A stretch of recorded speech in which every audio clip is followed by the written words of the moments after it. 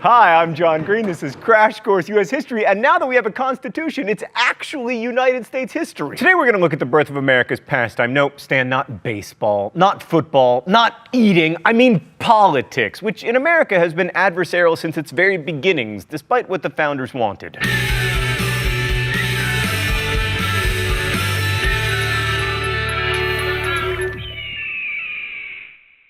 We looked at the first big conflict in American politics last week, Constitution or Articles of Confederation. I hope that I convinced you that we made the correct choice, but regardless, we made it. The Constitution passed. But immediately following the passage of the Constitution, a pretty fundamental conflict came up. What kind of country should we be? Mr.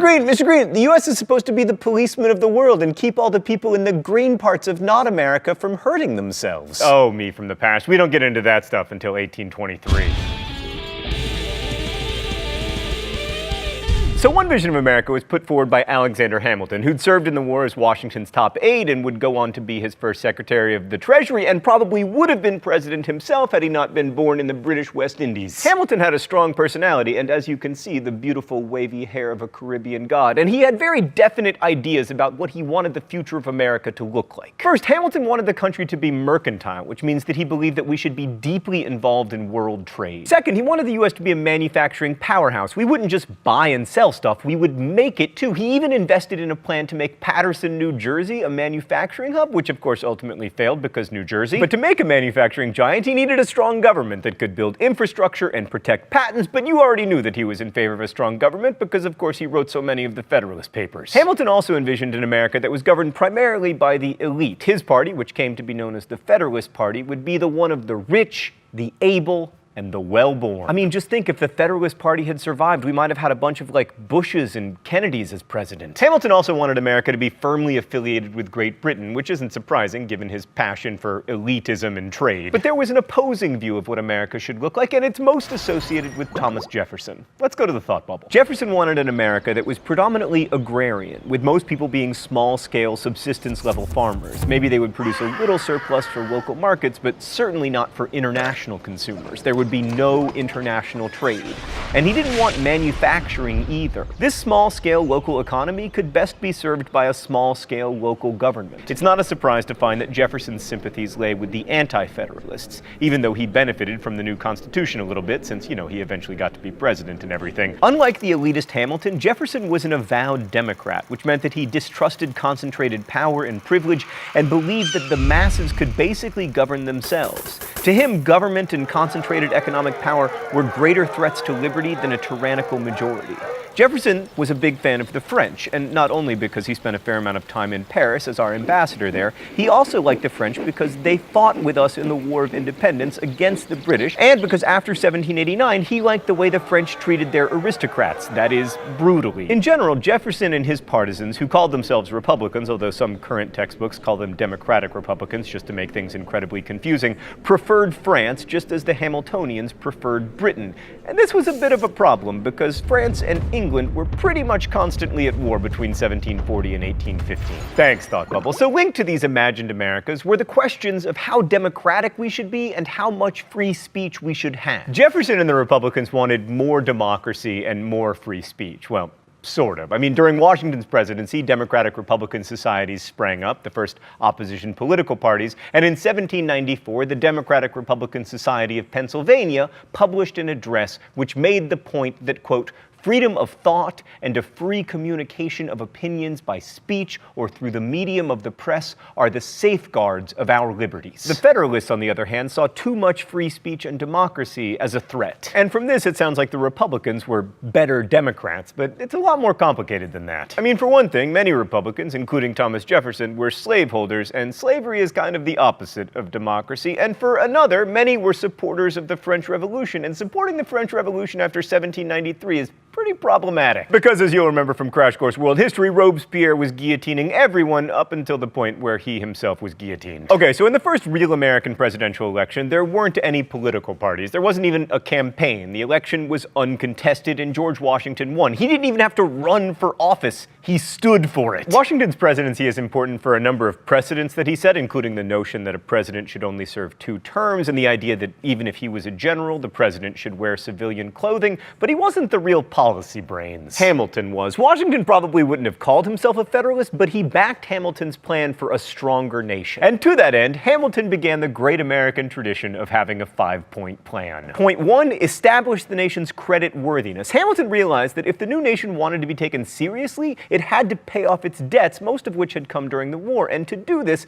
Hamilton proposed that the U.S. government assume the debts that the states had amassed. Point 2, create a national debt. That's something you don't hear politicians say these days. Hamilton wanted to create new interest-bearing bonds, hoping to give the rich people a stake in our nation's success. Point 3, create a Bank of the United States. This bank would be private and it would turn a profit for its shareholders, but it would hold public funds and issue notes that would circulate as currency, and the bank would definitely be needed to house all the money that was expected to be raised from point 4, a whiskey tax. Then, as now, Americans like to drink, and one sure way to raise money was to set an excise tax on whiskey, which might reduce drinking on the margins or cause people to switch to beer, but what it would definitely do is hurt small farmers who found the most profitable use of their grain was to distill it into sweet, sweet whiskey. So the whiskey tax really upset small farmers, as we will see in a moment. Point 5, encourage domestic industrial manufacturing by imposing a tariff. For those of you who think the U.S. was founded on free trade principles,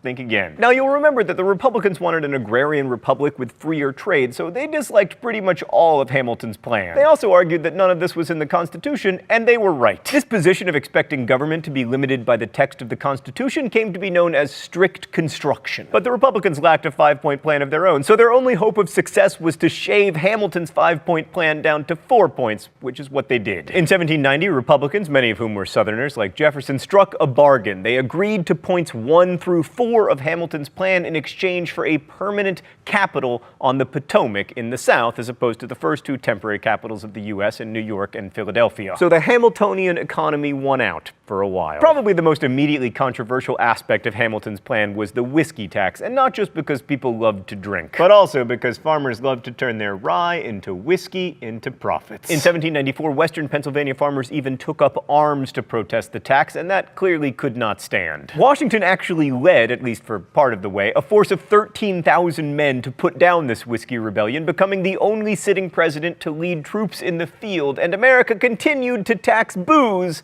as it does to this day. On the subject of foreign affairs, there was much more agreement. Just kidding. Hamilton wanted the U.S. to have close ties to Britain for commercial reasons, but Britain was perpetually at war with France, with whom the U.S. technically had a perpetual alliance. You know, because they helped us win the American Revolution, they gave us the Statue of Liberty and Marion Cotillard, etc. And the French Revolution made things even more complicated because Republicans liked it, but Federalists, being somewhat conservative and elitist, were afraid of it. This was especially true when French emissary Citizen Genet showed up in 1793 and started hiring American ships to attack British ones. Britain, in response, began impressing American sailors, which sounds fun, but it isn't. It doesn't mean the British sailors wowed Americans with their awesome mermaid tattoos. It means they kidnapped them and forced them to serve in the British Navy. Washington dispatched Secretary of State John Jay to deal with the impressment issue, and he negotiated the boringly named Jay Treaty, which improved trade relations between the U.S. and Britain and said absolutely nothing about impressment or American shipping rights. For the rest of his term, Washington just tried to ignore the problem, thereby inaugurating another presidential tradition, kicking big foreign policy problems down the line for future presidents. By the end of his presidency, George Washington was somewhat disillusioned by politics. His famous call for unity said that with slight shades of difference, you Americans have the same religion, manners, habits, and political principles. Washington warned against the baneful effects of the spirit of party generally, saying that it agitates the community with ill-founded jealousies and false alarms, kindles the animosity of one part against another, foments occasionally riot and insurrection. It opens the door to foreign influence and corruption. Still, by the time the diminutive John Adams took over as the second president, Americans had already divided themselves into 2 groups: elitist Federalists and Republicans, who stood for freedom and equality and... Oh, it's time for the mystery document? The rules here are simple. I guess the author of the mystery document. If I am right, I do not get shocked. If I am wrong, I do get shocked. All right, let's give it a go. Yes, ye lordy, ye haughty sex, our souls are by nature equal to yours. The same breath of God animates, enlivens, and invigorates us. Were we to grant that animal strength proved anything, taking into consideration the accustomed impartiality of nature, we should be induced to imagine that she had invested the female mind with superior strength as an equivalent for the bodily powers of man. but waiving this, however palpable advantage, for equality only, we wish to contend. So the author of the mystery document is a badass woman. So we have here an argument, and a bit of a snarky one, for equality between men and women. All right, I can do this. Elizabeth Cady Stanton is too young, also probably not funny enough. Poor Stan, my official guess is Sarah Grimke. Dang it! Oh. Judith Sargent Murray. Oh, well, you know, as part of the patriarchy, I probably deserve this anyway. Ah! So Judith Sargent Murray reminds us that once unleashed, ideas like liberty and equality spread to places where neither the male Federalists nor the male Republicans wanted them to go. But back to Adams. His election in 1796 exposed a big flaw in our electoral system. Because the vice presidency went to whomever had the second highest total number of electoral votes, and that person happened to be Thomas Jefferson, we ended up in a situation where the president and the vice president were on opposite sides of the political spectrum, which was not good. So they changed the Constitution, but not until after the next election, which featured another screw-up. We are awesome at this! Side note, the Electoral College system would continue to misrepresent the will of the American voters, most notably in 1876, 1888, and 2000, but also in every election! Domestically, Adams continued Hamilton's policy, but Adams' presidency is best known for foreign problems. Especially the way Adams' administration totally overreacted to problems with France. Because we were trying to maintain good commercial relationships with England, and England was perpetually at war with France ended up in a quasi-war with the United States despite our eternal alliance. They disrupted our shipping, we felt nervous about their increasingly violent revolution, and then, after 3 French emissaries tried to extort a bribe from the US government as part of negotiations, the so-called XYZ affair, because we didn't want to give the names of these bribe-seeking French scoundrels, the American public turned against France somewhat hysterically,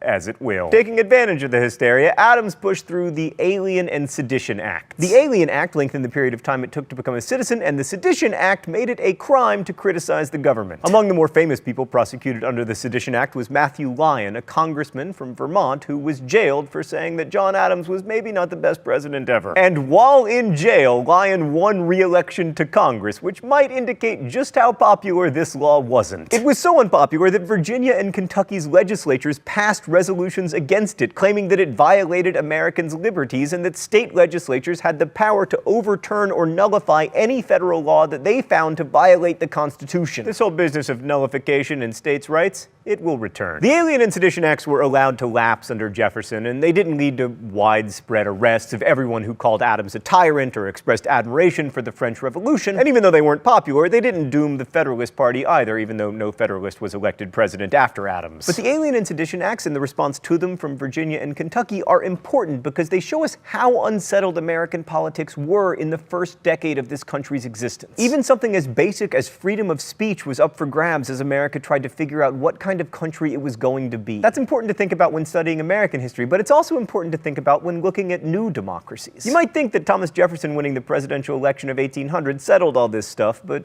it wasn't so simple. It never is, really. Thanks for watching. I'll see you next week. Crash Course is produced and directed by Stan Muller. Our script supervisor is Meredith Danko. The associate producer is Danica Johnson. The show is written by my high school history teacher, Raoul Meyer, and myself, and our graphics team is Thought Cafe. If you have questions about today's video, particularly if they're actual questions and not passive-aggressive attempts to impose your ideology upon other people, leave them in comments where they will be answered by our team of historians. We're also accepting your submissions for Libertage captions. Thanks for watching Crash Course, and as we say in my hometown, don't forget to be awesome.